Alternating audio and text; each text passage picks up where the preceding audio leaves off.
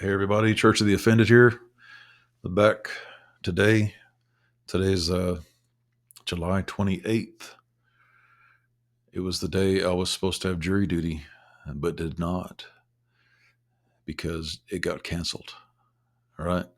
But I have a special guest today, and it's my grandson, Ronan, Ronan, Ronan. All right. So the camera's right here. If you want to say hi, look into the camera and say hi. Hello. Lean forward a little bit. There you go. There. He's good looking, huh? All right. Anyways, uh, he happened to be here tonight. Heather's upstairs with the granddaughter, just hanging out. Okay. And I brought him down here because something happened on the way home from work that I observed. And I thought we could turn this into something that we could all learn from. Okay. And that is, okay, I'll just describe to you what happened.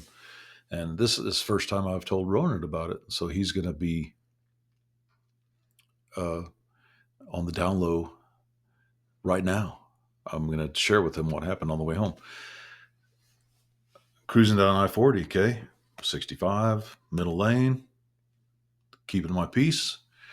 As a former survivor of road rage incidents, some caused by me, some caused by others, but I've learned to overcome it. And with the help of Road Ragers Anonymous, I'm doing a lot better now. So we're cruising along. I'm in the middle lane. There's a truck, middle lane, and there's a car and another car pretty close together. Okay. And here comes the car really fast. Wah. He gets in the middle lane and he squeezes in between the two cars like a jerk. Okay. So that's jerk number one. And he's a jerk, right? Wouldn't you say? Would you say he's a jerk for doing that? That's pretty jerky driving, right?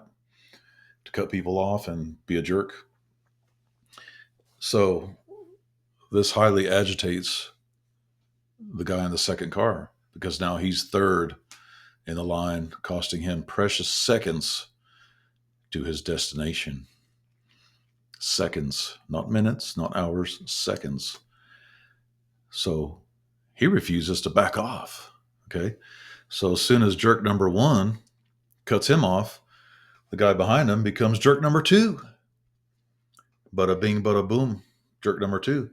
And he comes around and tries to cut jerk number one off. Jerk number one refuses to give up and give away his position. So guess what happens? What do you think happens? Are you following the story? Mm-hmm. Okay. Tell me what you think happens. He gets angry, gets out of his car. Oh, they were both angry. Remember, they're jerk number one, jerk number two. Both are highly agitated and jerks. Do they get out of the car? You got to talk louder. Do they get out of the car? No, they were rolling down the highway, down the interstate. Oh, okay. So what happened?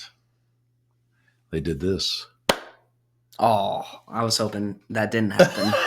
That's why I didn't say it. I observed it firsthand. I was watching the whole thing.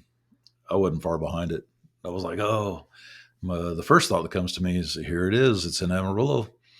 This kind of behavior. It's not the first time. I'm sure it's the first one that I've seen that's gone to that extent of damage to other people's vehicles. And so let's see what happened.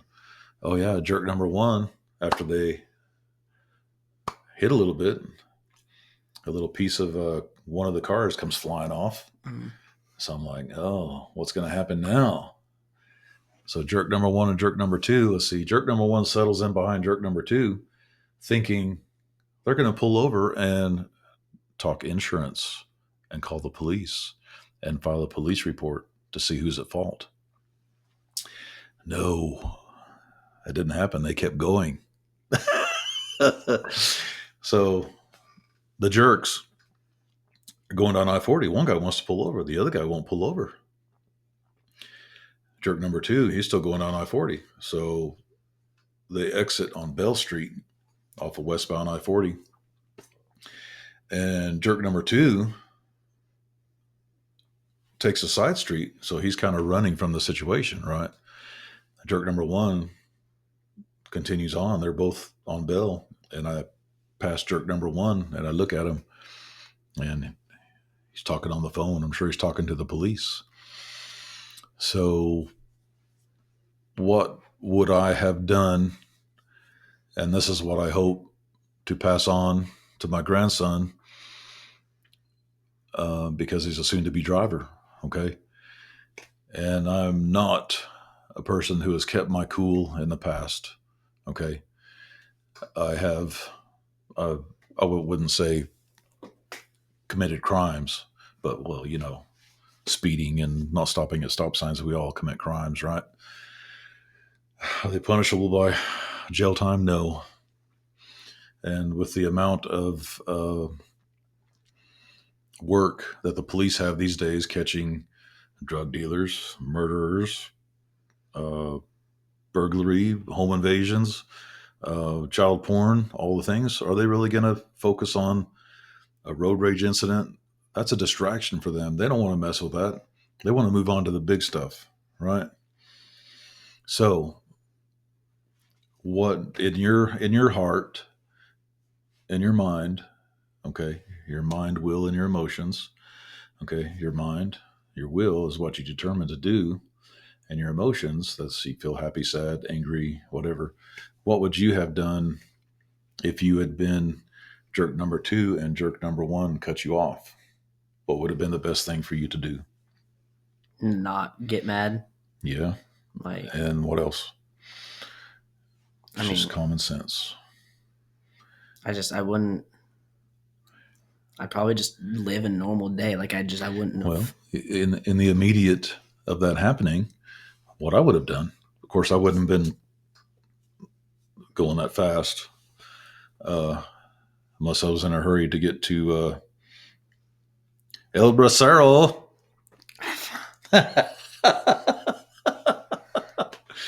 For the Cozumel.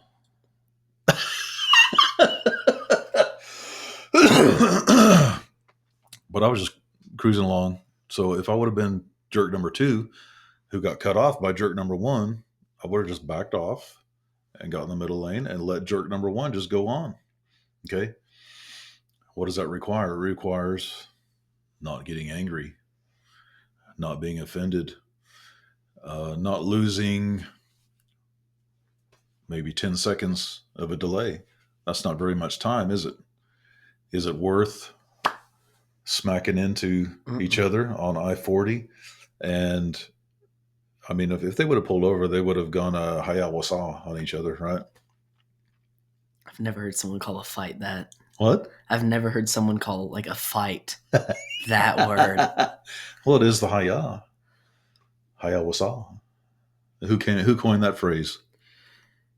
It was me. It was you. How old were you? Very young. Probably 3, 4. Ronan used to say, hayawasa. I'm 15 now, y'all. Come on. We're very proud of that. We love that. At any rate, so the dudes are going to have a whole lot of trouble ahead of them, right? Police report. Somebody's going to get a ticket. And it may not even be jerk number one. It's probably jerk number two who tried to. All the jerk number one can say is, "Oh, nothing. He ran into me." That's all he's going to say. But he's going to not tell the police that he was a jerk first. Okay.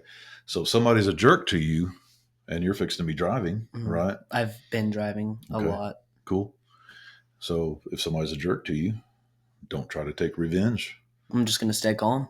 That's the best thing I can do. Yeah. Just pull back, and because there's a scripture, okay, and not only remember where it is in the Bible, but it's God will not be mocked, and the other part is you will reap what you sow. So now both of those drivers were jerks, and they are going to reap what they sow, okay, in the form of traffic citations, insurance costs going up, damage to your vehicles. Both vehicles were damaged, and it was all because I hate to, but he was a jerk. They were both jerks, a pack of jerks. They didn't control themselves. The second jerk didn't control himself. If he would have controlled himself, he would have just let off the gas and pulled into the middle lane, and jerk number one let him go on to sow the seed that he's going to reap eventually. Okay. So that's where we are in life. That's where we are in Amarillo now because it's here. It's not just LA anymore. It's not Lubbock. It's not Albuquerque. It's Amarillo. And who knows? They may not, one of them may not even have insurance. And then it really gets messy. And jerk number two looked like he was just running from the situation. He or she, I don't know. I know the jerk number one was a guy. Jerk number two, I don't know. Usually women drivers aren't that aggressive. Usually the male drivers, because they got a big ego attitude, like I'm tough, right? But it's tougher to be humble and to exercise caution and use humility when you're driving, and not lash out with your tongue. Control yourself, control your mind, control your emotions, and control your will. This is what I'm going to do. So give us some words of wisdom, Ronan, sir. I'm not a very wise person, if I'm being Well, he's honest. only 15. Um, So he's on his way to wisdom. Okay. So do you have anything you want to add? um, I'm a stupid driver. One of my first times driving, uh, I was with my dad, and I almost tipped my car, just being dumb. I panicked because I thought I had ran a red light whenever I didn't, and I would just say be careful, pay attention, and most of all, just don't panic. If you overcorrect, it can be a bad mistake, and I almost saw the consequences of a mistake like that. All right. So Good words. thank you. So you use the word overcorrect, right? And that's what jerk number two did. He overcorrected. He didn't have to do anything, but he overreacted. And that could be also overcorrecting. Hmm. Okay. All right. It was good. 13 minutes of solid wisdom Indeed. from Church of the Offended and Ronan Podzimny. All right. Thank you for having me. All right. Awesome. Church of the Offended. Love you guys. Talk to you later. Bye bye. Oh.